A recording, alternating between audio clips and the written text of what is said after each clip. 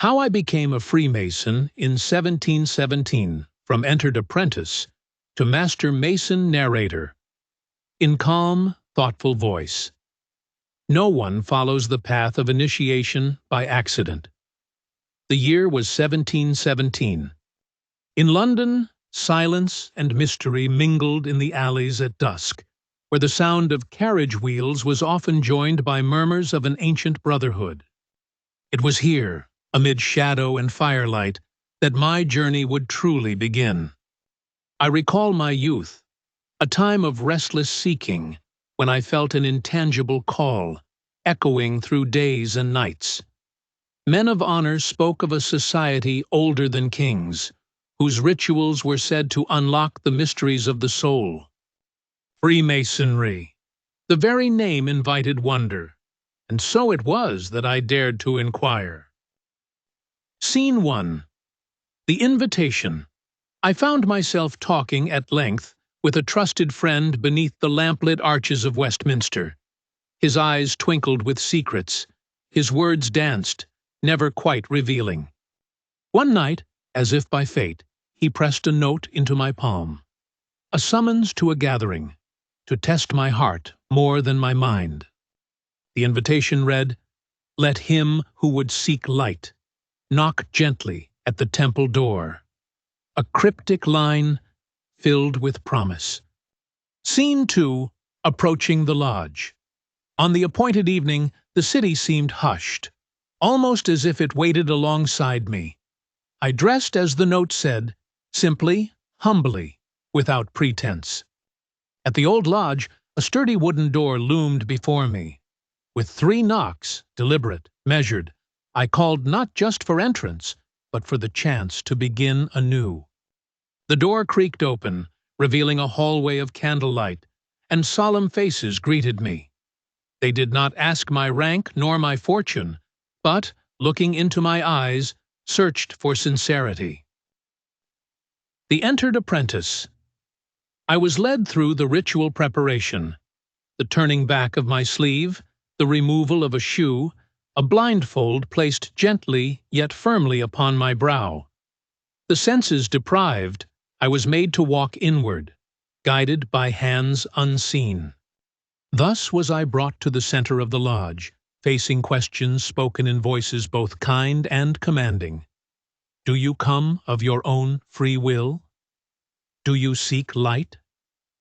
With trembling lips, I answered yes, not knowing the depth of the light sought, nor how far its rays would one day reach. The ceremony was profound, the ritual words, the echoing rites, the symbolism so strange yet resonant.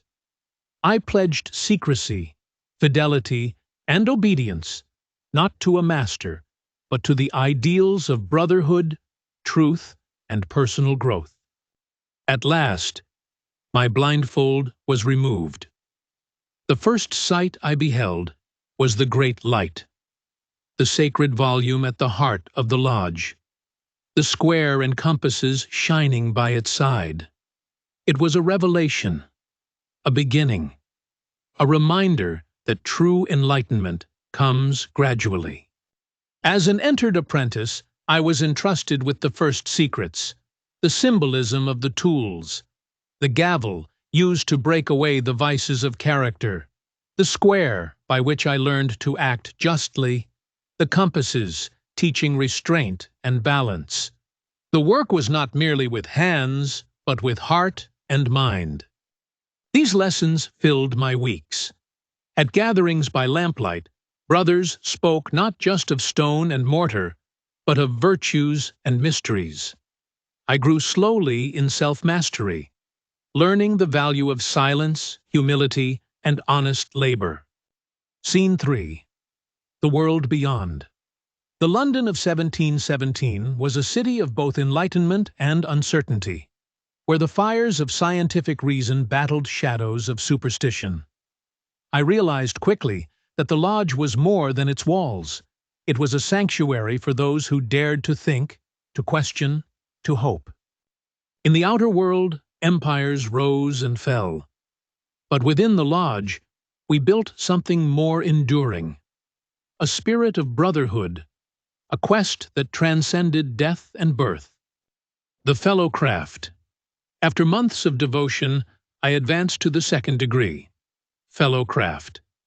My mind, now primed for deeper contemplation, was awakened to new symbols and more challenging lessons. We learned the 7 liberal arts and sciences: grammar, rhetoric, logic, arithmetic, geometry, music, and astronomy. Masonry taught that to build well, one must first understand the cosmic order, that the universe is governed by reason and proportion. Through geometry, I glimpsed the structure underlying all existence, from the form of the temple to the arc of the stars. Solomon's temple itself became more than a building. It was allegory, a mirror for the inner architecture of man. We passed between the pillars of Boaz and Jachin, symbols of balance, strength, and establishment. There, wisdom was imparted through allegory and parable, each story concealing a greater truth behind its words. My labor now was both physical and philosophical. The fellow craft is not satisfied with brute force. He seeks meaning in every stone, every gesture, every bond of fellowship. We studied the proportions of the sacred buildings, the symbols embedded in simple tasks. Singing quietly with my brothers, I realized music, too, is a force of harmony, one that unites both the realm of numbers and the realm of spirit.